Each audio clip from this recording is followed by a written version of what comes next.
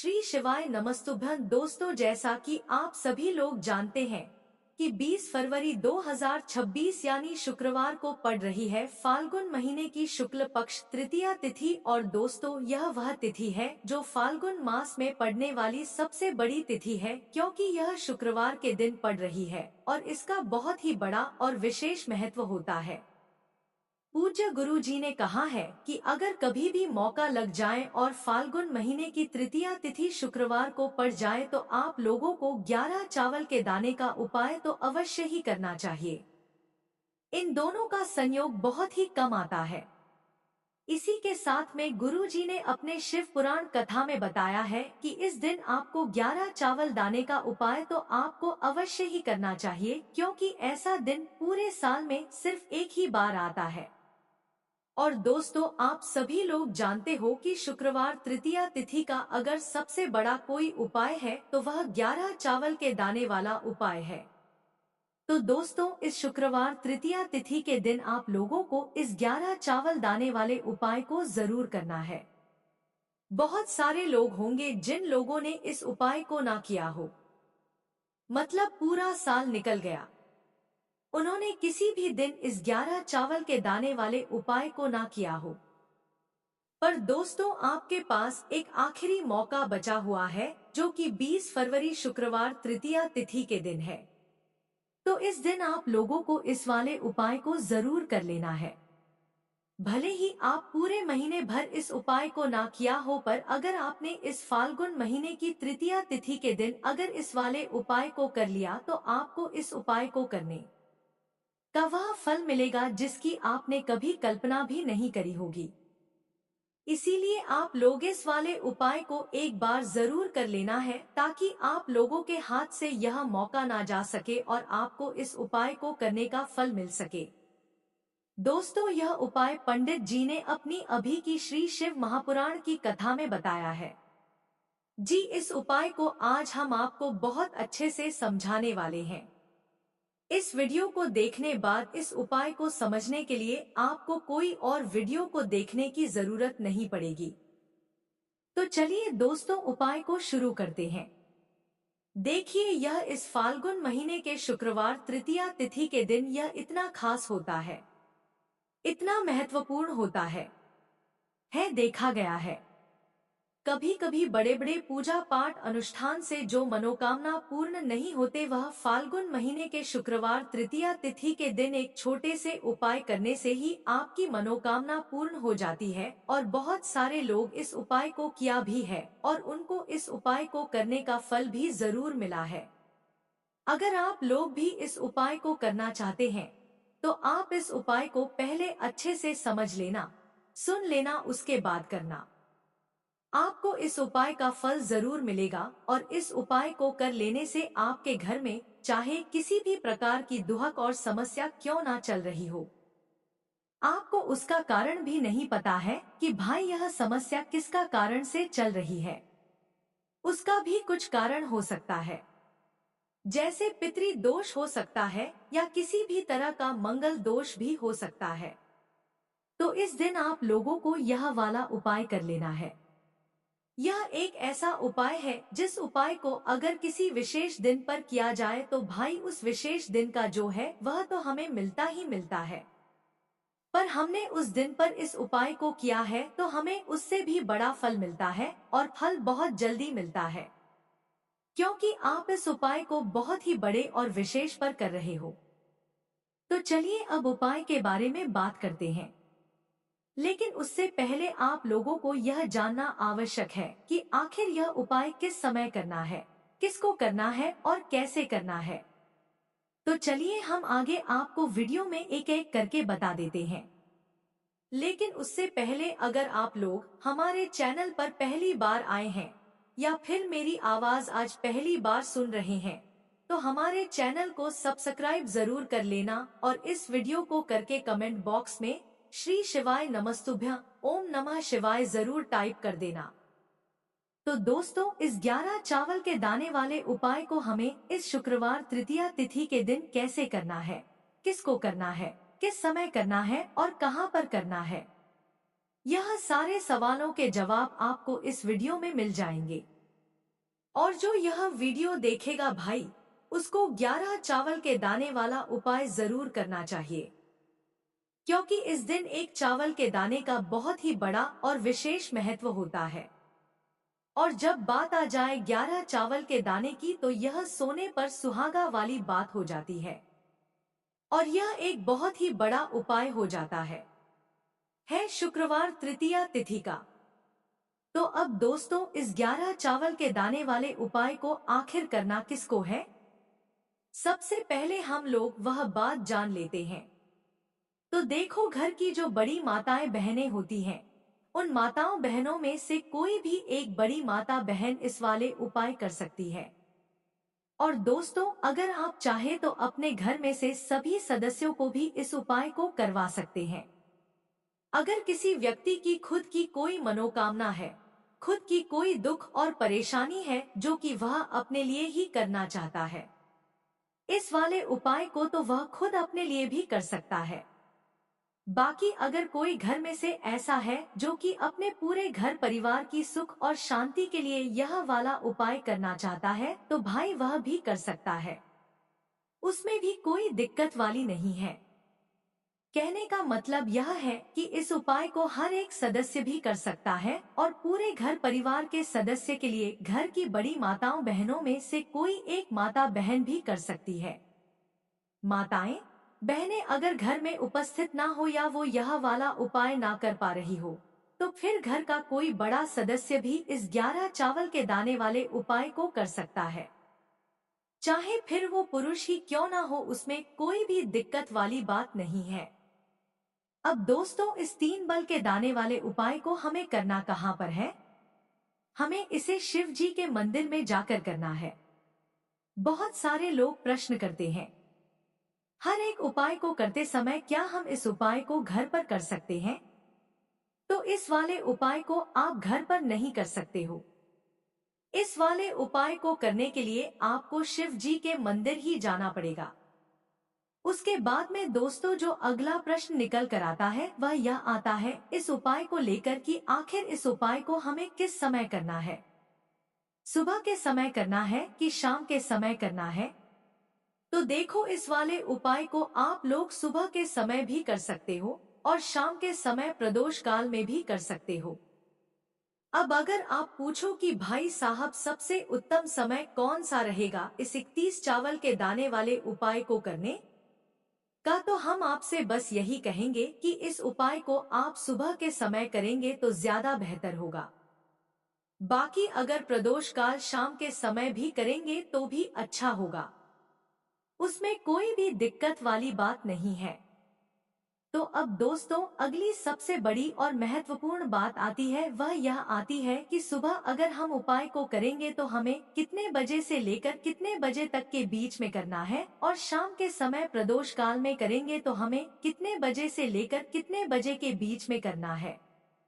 तो देखो, सुबह जितनी जल्दी हो सके आप उपाय को करने की कोशिश करना। बाकी अगर किसी कारणवश लेट भी हो जाओ, थी देर भी हो जाए, तो 10 या 11 बजे तक भी आप उपाय कर लेना, पर 12 बजे से ज्यादा देरी ना हो, ठीक है? इस बात का ध्यान रखना। उसके बाद में दोस्तों, अगर शाम के समय प्रदोष काल की बात करें, प्रदोष काल का जो समय है होता है वह शाम के 6 बजे से शुरू हो जाता है। मतलब शाम के 6 बजे से लेकर 7 बजे के बीच का जो समय होता है, यह समय प्रदोष काल का समय होता है। पर अभी जो मौसम चल रहा है, इस मौसम में जो है शाम बहुत देरी से होती है। तो आप इस उपाय को 7 बजे से लेकर या 8 बजे के बीच में भी कर सकते हो। मतलब शाम के 6 बजे से 8 बजे के बीच में आप कभी भी इस वाले उपाय को कर सकते हो, उसमें कोई भी दिक्कत वाली बात नहीं है। अब दोस्तों, यहाँ पर इस उपाय को लेकर एक और सबसे बड़ी बात यह निकल कर आती है कि इस 11 चावल के दानों को हमें लेना कहाँ से होता है, और हमें इस उपाय को करने के साथ में क्या और कुछ भी सामग्री ऐसी होती है जो शिव जी के मंदिर लेकर जानी पड़ रही है। तो देखो, यहाँ पर हम आपको बता दें सबसे पहले आप लोग यह जान लो कि यह जो 3 चावल के दाने वाला उपाय है, सिर्फ और सिर्फ आप उपाय की सामग्री लेकर कभी भी शिव जी के मंदिर मत जाना, क्योंकि हमें भगवान के सामने यह नहीं दर्शा है कि अगर हम भगवान शिव जी के मंदिर आए हैं तो अपने फायदे के लिए आए हैं। तो इसलिए जो भी पूजन सामग्री है, उपाय सामग्री है 11 चावल के दाने। इसके साथ में आपको पूजन सामग्री भी जरूर लेकर जाना। देखो, अगर सुबह के समय उपाय कर रहे हो तो सीधी सी बात है, 1 लोटा जल तो आप लेकर जाओगे ही जाओगे। वहीं 1 लोटा जल अगर मिट्टी का जल हो तो बहुत अच्छा रहेगा। मिट्टी का जल कैसे बना है, इसके लिए हमने पहले से बहुत सारी वीडियोस बना दी आपके पास। इस दिन एक आखिरी मौका रहेगा मिट्टी का जल शिव जी पर चढ़ने का और उपाय को करने का, बहुत बड़ा आपको इस दिन फल मिलेगा। तो इसीलिए इस दिन हो सके तो भाई मिट्टी का जल चढ़ाना, तो अपने साथ में कम से कम 1 लोटा जल तो आपको लेकर जाना ही जाना है। अगर मिट्टी का जल नहीं है तो घर का जल भी आप इस्तेमाल कर सकते हो। इसके अलावा जो भी पूजन सामग्री है, देखो 11 के दाने यह अलग आपके रहेंगे और जो आपकी पूजन सामग्री रहेगी वह अलग रहेगी। पूजन सामग्री में आप जो भी चीज लेकर जाना चाहे वह लेकर जा सकते हैं। एक बेलपत्र भी लेकर जा सकते हैं, उसमें कोई भी दिक्कत वाली बात नहीं है। वहीं अगर हम बात करें शाम के समय की, तो शाम के समय शिव जी पर जल नहीं चढ़ता है। इसीलिए शाम के समय आप लोग एक दीपक तैयार कर ले, जो कि गोल तीखा आटे का शुद्ध देसी गाय का घी का होगा, है ना। इस बात का आप लोगों को ध्यान करना है और इस दीपक को आपको घर से जलाकर नहीं लेकर जाना है, भगवान शिव जी के मंदिर में जाकर ही जलाना है। इस बात का भी आप लोगों को ध्यान रखना है। अब दोस्तों, यहाँ पर हमें इस बात को समझना है कि यह 11 चावल के दाने हमें लेना कहाँ से है। क्या हमें दुकान से लेकर आना है, या हमें अपने घर से लेना है, या कहाँ से लेकर आना है और कौन से चावल लेना है, क्योंकि चावल भी बहुत प्रकार के होते हैं।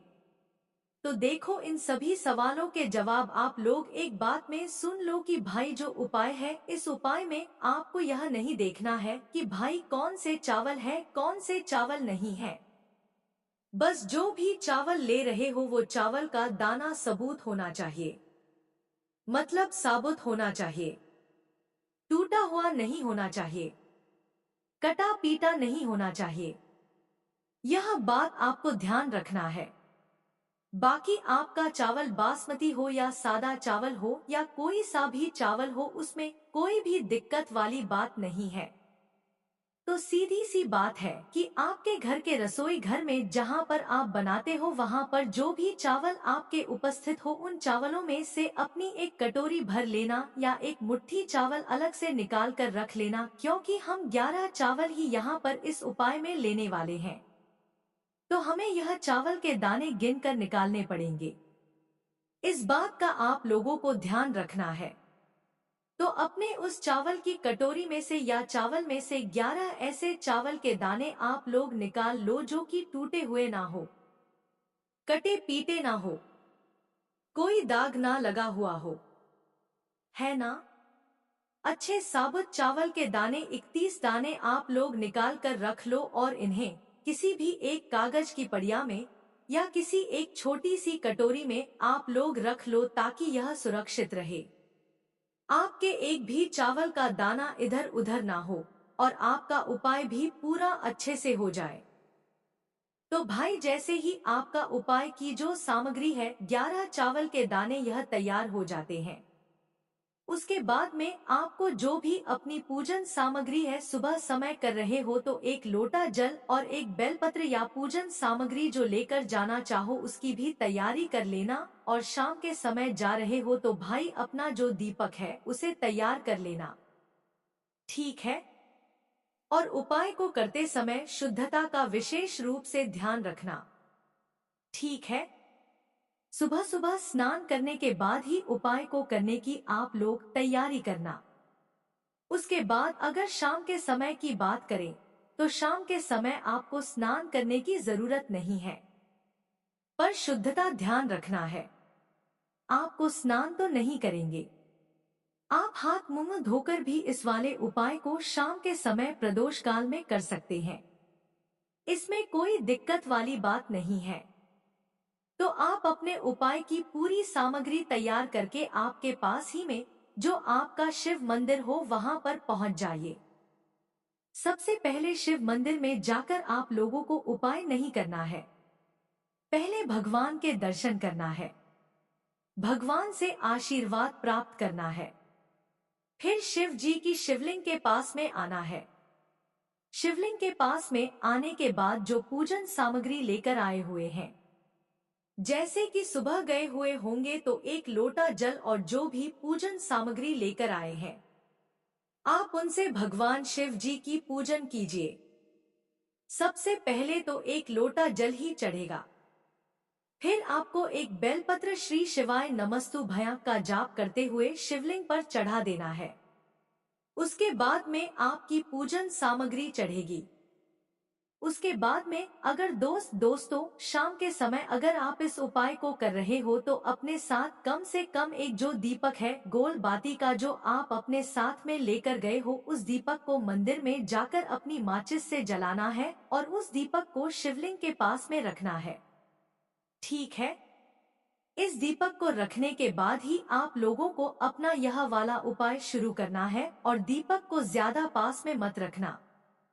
वैसे भी गर्मी पड़ रही है, भगवान शिव जी को आंच नहीं लगनी चाहिए, है ना? तो भाई जैसे ही आपकी पूजा अर्चना हो जाती है, आप भगवान शिव जी को प्रसन्न कर लेते हैं। उसके बाद शिवलिंग के पास ही में आप कहीं पर बैठ जाइए, सामने या आसपास जिस जगह पर आपको बैठना हो वहां आप क्या रहे और पर बैठ जाइए और अपने वो 11 चावल के दाने अपने सामने निकाल कर रख लीजिए। क्योंकि अब यहाँ पर उपाय को यहाँ पर करने की आपको तैयारी करना है और इस तरीके से जब आप उपाय करेंगे पूजन सामग्री करने के बाद, पूजन अर्चना करने के बाद, तो आपको उपाय का फल बहुत जल्दी और बहुत होकर मिलेगा। तो अपने चावल के अपने सामने निकाल कर रख लेना। और यह जो उपाय है यह आपकी सीधे हाथ की हथेली से होगा, इसलिए इस बात का भी विशेष रूप से ध्यान रखना है। तो सीधे हाथ की हथेली का प्रयोग करके ही आप लोग अपना इस वाले उपाय को करना। अपने सामने जो भी आपके कागज की पुड़िया है उसको खोल कर रख लो, या कटोरी है तो भाई उसे अपने सामने रख लो और अपने वो 11 चावल के दाने निकाल लो। ठीक है। उसके बाद में दोस्तों अब आपको क्या करना है कि शिवलिंग आपके सामने होगी तो आपने वो 11 चावल के दाने एक एक करके जहां पर आपने बेलपत्र चढ़ाए, आपको शिव जी के शिवलिंग के ऊपर चढ़ाना है। कहां पर चढ़ाना है? शिवलिंग के ऊपर चढ़ाना है और कहीं पर भी नहीं चढ़ाना है। आपको अपने हथेली से तो शिवलिंग के ऊपर चढ़ाना है, भले ही फिर वो अपने आप जलाधारी पर गिर जाए। यह मतलब वहीं पर गिर जाए, उसमें कोई दिक्कत वाली बात नहीं है, पर आप चढ़ाओ शिवलिंग के ऊपर। तो आपको क्या करना है? अपना पहला चावल का दाना उठाना है, श्री शिवाय नमस्तु भयं बोलना है और शिवलिंग पर चढ़ देना है। इसी तरीके दूसरा चावल का दाना उठाए शिवलिंग पर चढ़ना है और मंत्र बोल देना है। और फिर तीसरा चावल का दाना उठाना है, श्री शिवाय नमस्तु भयं बोलना है और चढ़ देना है। इसी प्रकार से आपको पूरे 11 चावल के दाने एक एक करके शिव जी के शिवलिंग के ऊपर चढ़ाना है और भगवान से प्रार्थना करते जाना है। मतलब प्रार्थना तो आपको आखिरी में करना है, पर हर एक चावल के दाने को चढ़ाते समय श्री शिवाय नमस्तु भयं जरूर बोलना है। उसके ही में यह चावल का दाना शिवलिंग के ऊपर आपको चढ़ाना है। जैसे ही आपके 11 चावल के दाने शिवलिंग के ऊपर चढ़ते हैं तो भाई उसके बाद में आपको क्या करना है? भगवान से अपनी मनोकामना बोलना है। मनोकामना भी कब बोलना है? जब आपका 11 चावल का दाना आपके सीधे हाथ की हथेली में हो और आप उसे चढ़ाने के लिए जा रहे हो। श्री शिवाय नमस्तुभ्यम बोलकर उस आखिरी चावल के दाने को शिवलिंग के ऊपर चढ़ा देना। भगवान से फिर अपनी वह मनोकामना बोल देना जिस मनोकामना के लिए आप लोग अपना यह वाला उपाय कर रहे हो। जिस भी दुख और परेशानी के लिए आप लोग अपना यह वाला उपाय कर रहे हो, उसके बाद में जैसे ही आप अपनी मनोकामना बोल देते हो, आपका यह वाला उपाय पूरा हो जाता है। पर दोस्तों, उपाय को करने के बाद आप लोगों को 2 मिनट भगवान शिव जी के मंत्र का जाप जरूर करना है और मंत्र का जाप करने के बाद भगवान से एक और बार करना है अपनी मनोकामना के लिए या अपनी जो भी दुख और परेशानी है उसके लिए। इसके बाद में आप लोग भगवान को देखकर भगवान से प्रार्थना करके उनसे आशीर्वाद लेकर वहां से उठ सकते हैं और अपने घर पर जा सकते हैं। बस दोस्तों, यहाँ पर यह वाला उपाय पूरा हो जाता है। इस तरीके से जो भी व्यक्ति छोटी छोटी छी का ध्यान रखते हुए इस 11 चावल के दाने वाले उपाय को करेगा, निश्चित सी बात है उसे उसकी मनोकामना पूरी होगी और जो भी दुख और परेशानी है वह भी बहुत ही जल्दी दूर होंगे। तो दोस्तों, यह थे पूज्य गुरु जी द्वारा बताए गए कुछ बहुत ही खास उपाय। अगर आपको जानकारी अच्छी लगी हो तो वीडियो लाइक करिएगा